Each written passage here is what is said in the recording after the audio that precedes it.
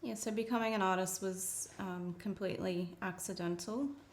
My background was in the disability and mental health sector, and I feel like all those years there have really helped provide me with stories that I can put into my art as well. So my name's Chloe Watego. My grandmother's family are South Sea Islander, with strong ties to Torres Strait Island and Bundjalung country. Painting for me is just very intuitive. As I'm listening to the person or reading what they've sent me, I just start, I see it in my mind. Like it just starts creating itself in my mind's eye and it comes out on the canvas. I don't typically have an idea of what it's going to look like, but I'll start with one idea and just build it from there. So we grew up in a big family. The Watego family is massive, so we were always surrounded by aunties, uncles, cousins that would share stories, dance, song. My grandfather is stolen generation, so we're still learning about him and his mob. However, we do look forward to visiting where his parents may have grown up and, learning their song and their dance and their culture as well. So painting for me was more of a relaxation, therapeutic, healing method. And when people started seeing it, they liked it and they wanted a piece. So it just sort of grew from there. My parents built out in Flagstone when I was about 11 or 12 years old. They built their first house out there.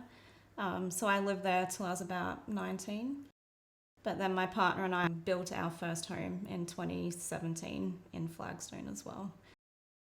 So in Aboriginal culture, like there are symbols across different tribes and different artists that typically mean the same thing or a similar thing. So there's symbols for man, for woman. There's different animal tracks, mountains. So using those symbols, I will create my own interpretation of the story.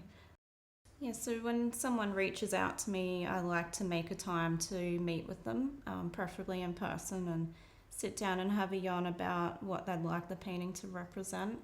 I was given the branding colours for Peet, so I tried to use their main branding colours, and then I brought in the colours of the oranges and the reds and the yellows. Like that to me is culture and country.